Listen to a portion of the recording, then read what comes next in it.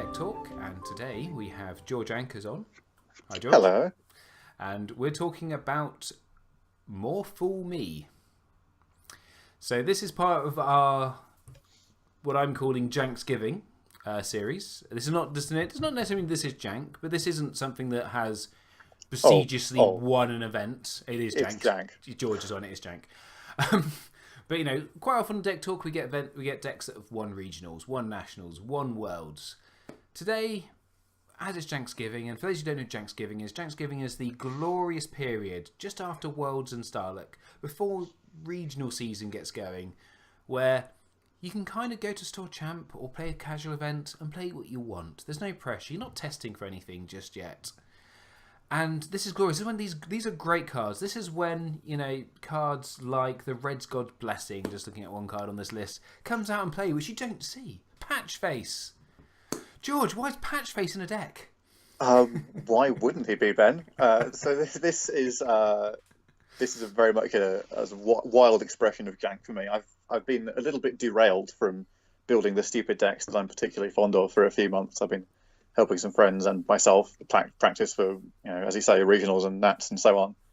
And so sort of while I was at Starlek, I was sort of talking to a few people saying, "Oh, well, now all the serious season is done. What we're going to play next to sort of, you know, blow off some steam?" And obviously, Patchface came up as a staple stupidity card.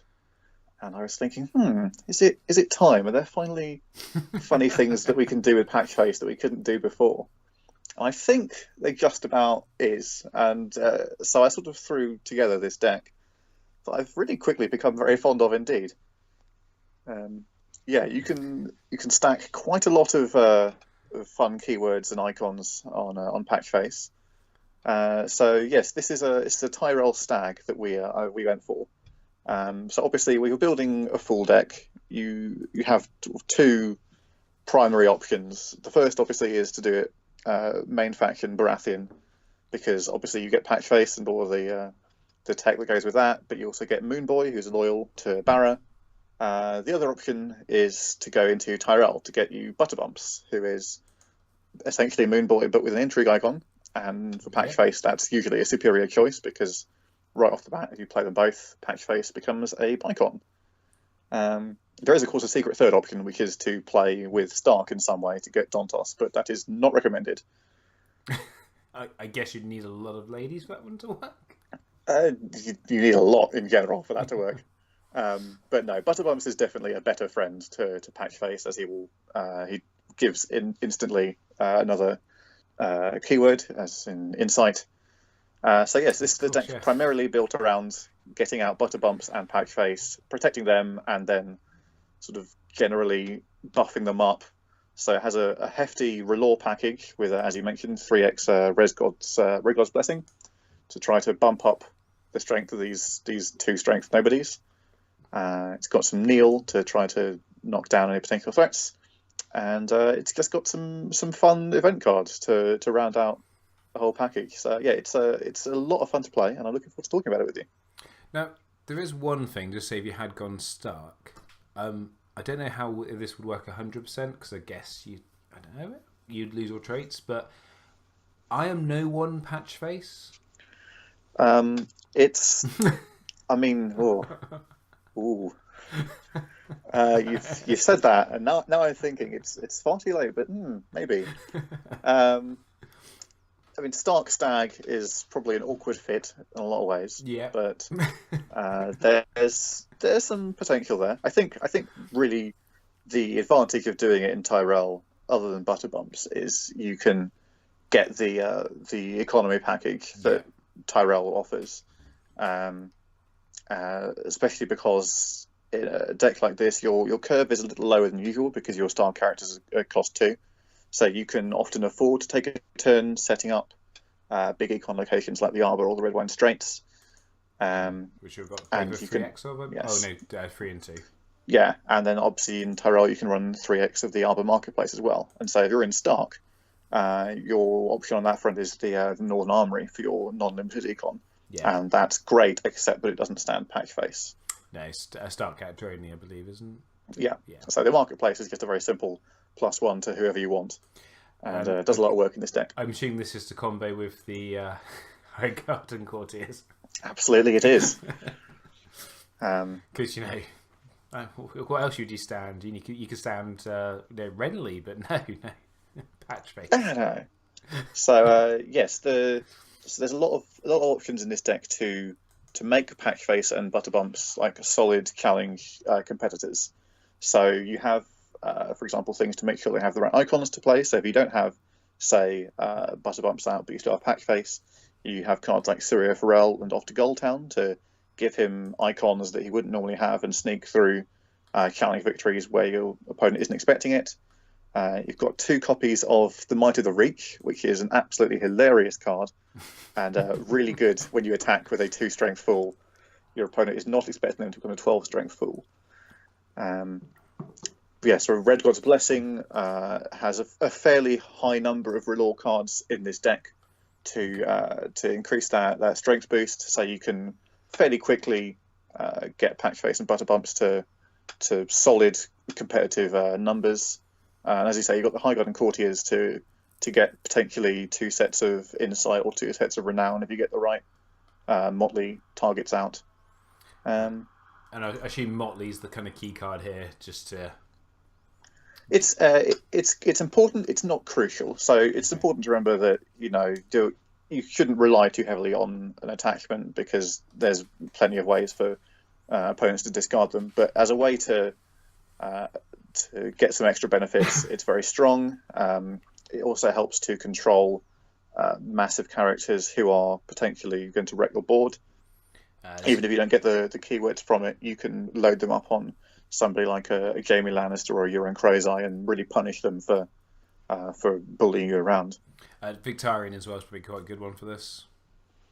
Anything that like stands a character, like making them cost cards every time that they use them, is really helpful. So one of the things I like most about this deck is that it's in a position to run 2 resets. It runs Valar Dohaeris and Valar Morghulis for various reasons, but you can capitalize on this quite a lot through the fact that your econ package is so strong, and you can use the Motleys to ensure that your opponent never has too many cards going into those resets. So this deck is, I think, one of the better ones to suit playing a double reset style. If you think about the fact that your 2 most important characters are cost 2, that instantly makes Valar Dohaeris a much stronger proposition than usual, because you can almost run it as a throwaway reset. In many ways, Morghulis is the real one you have to build around in this deck to make sure that you play it okay. You're never at too much of a risk of nuking your own board from Dohaeris. What's Forgotten Plans for? So there's this card called the First Snow of Winter that bounces bounces characters of 3 cost or below to your hand, and I have quite a lot of very important characters of 3 cost or below in this deck. Fair enough. So I'm quite lucky in that I'm able to run this deck as a bit of a this deck is not obviously it's not fully optimized for competitive play, but so the fact that you I can embrace the fact that this is a fun deck. And so I don't have to think, oh, yes, Forgotten Plans might be a dead card in a lot of matchups, but here's this generic utility plot I could play instead. No, you just embrace the fact that you've built a deck around weenies. You should run Forgotten Plans just in case. There's nothing else in the plot deck that you desperately need. There's only one economy plot, really, in the plot deck, which is Trading with the Patoshi. There is a little bit of reliance on mulliganing to get econ. There's quite a lot of economy locations in the deck. You have got 11 total. Yeah, you should be right. Yeah, so you focus on seeing your economy early. Often you will open trading so that you can play out more economy locations, set yourself up for the rest of the game, and then you're free from having that necessity of the second economy plot. So Forgotten Plans then comes in as something that you may not need it most games, but when you need it, you really need it. And I guess the other one looking at it there is obviously you've also got the Dragonstone Faithful, because obviously not running many Tyrell cards.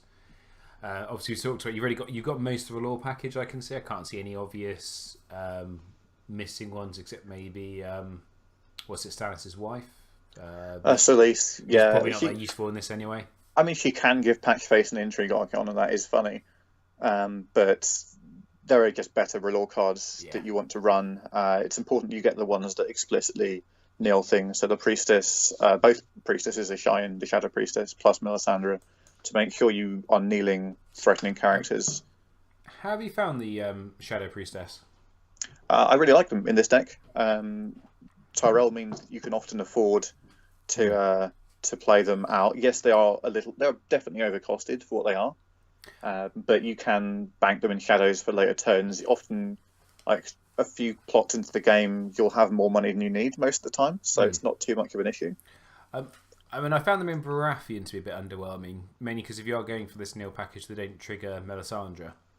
Yeah, Because obviously it's not a martial or play; it's a bring into play. I believe that's the yeah, issue. And obviously, Baratheon I always finds a little bit tight for cash. yeah. So I think there are one of the things I like most about the Shadow Priestess is that you can get the kneel off in the standing phase, which is really nice. So you can keep a character down before you even get to the next round of marshalling. If you are strapped for cash and you just need that R'hllor trigger for Mel, you can just play them from your hand in marshalling. Yeah, that's true. They're relatively flexible. They've two good icons.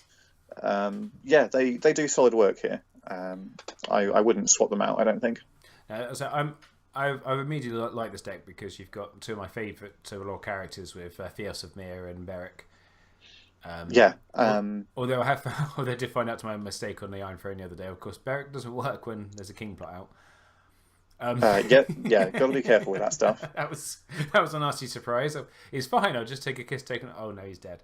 Yeah. Yeah, of course. Yeah. So that is certainly an issue that the deck can have, is that the king plot will stop it. But again, you have forgotten plans. If you think you can time it for the King of the North, that's great. But both Beric and Thoros are great in this deck. The other one is the Arbor Queen. So I love this card, especially in anything that you've got lots of neutrals, or you have lots of non-Tyrell cards. One issue being you need a Tyrell card in play. Yes. And you're not running many Tyrell characters. No, but you are almost always making sure that you protect Butterbumps. So it's likely that you will have that option to play on him. And if you don't, then it's not the worst thing that can happen. In some cases, you may find yourself being able to boost your opponent's Tyrell characters at a time that it's not devastating. But usually, you are going to make sure that you have that key Tyrell character hanging around. Yeah, it's a potential risk at 2x when you have only 9 Tyrell character cards in the deck. Yeah. But so far, it hasn't been a problem. I guess potentially, obviously, there's 1 in 8 chance of playing against Tyrell as well. So yeah, I mean, I have had to use it to boost an opponent's character before, but then you normally make sure you're doing it when it's less beneficial to them. And I was going to check this quite as a shadow because it's been a long time since I've seen this. Choose a unique character, print goes 3 or low until the end of phase. That character gets stealth. Brilliant. Okay. Yeah, so I've wanted to have this card in the deck for a long time, and I still don't think it's actually good. That's why I've only got 1 copy in the deck. But it does make it a more effective option for its cost and slot when you can play it on Butterbumps and give 2 characters stealth with the same event. Yeah. Okay. Oh, okay. Well, I don't think there's much else to go. Any other cards to talk about? You've got Penrose, who's I think just a fantastic character. Yeah, Courtney and Davos are both really solid 1x's in this deck. They can draw hate. If you play them early, they might get a milk before the opponent realizes they're not the most important cards in the deck. Because why would they assume Patch Face is the most important card? Well, exactly. But they're both very solid cards. They're only 1x in here because Ward is a thing and it's quite annoying. But they're both solid, and Davos can help you get through the 1x put to the sword as well, which is, let me tell you, intensely funny when you use it with a fool. Yes, I think comfortably the favourite thing that I've done with this deck so far is use Patch Face to put Gregors as a sword.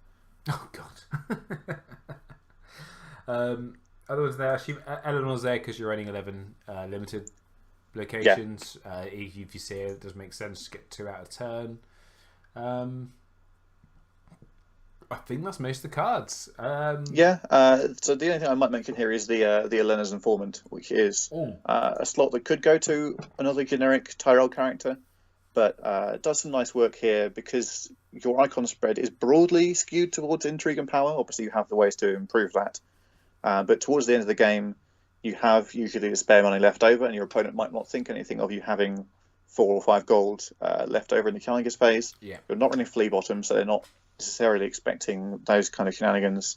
You have Clash of Kings, which is your quote-unquote closer plot. The Informant can do quite a lot of work here. She has a nice combo with Courtney Penrose, great combo with the Courtier standing your big characters to get multiple power challenges out of them. It's a very, very useful card. Yes, it's a card I'm surprised you didn't see more often at the moment because the gold curve's gone up so much that the 4 gold, as you say, is not that hard to afford later on. I think the issue with the Informant on that front is that like the generic Tyrell decks tend to just have enough renown that they don't explicitly need the extra challenges to push through big gains. I guess that's fair. I just the ability to do a second power challenge and catch your opponent out. I always used to find could be pretty game changing. So I don't know. Yeah, in some ways it can be less game changing than say like cards that will win you the first challenge on their own. That's true. So it competes with a lot of like similar effects like the Hightower Spy and the new Shrewd Diplomat on that kind of front. Because it's one of the things I'm starting to get big on now is looking at cards which we used to run a lot of and are still good cards but don't see play to get that kind of got you kind of mentality. Yeah. I always talk about I basically won a Sword Championship because of the Kraken's Grasp. Yeah, I mean not today. I lost a game because the Raiding Longship came out. Yeah. And I was losing initiative every turn and couldn't defend any challenges. Yeah, exactly. So it's cards like that which you go, oh god, yeah, that's a card, isn't it? Yeah, things that you forget to build for are really valuable. So okay, well, anything else about the deck, or should we jump onto the Iron Throne? No, let's see what we get. Brilliant. Well, guys, if you're new to the series, obviously this is video 1. Do come back for video 2, which is posted at the same time, and we'll be on the Iron Throne trying it out.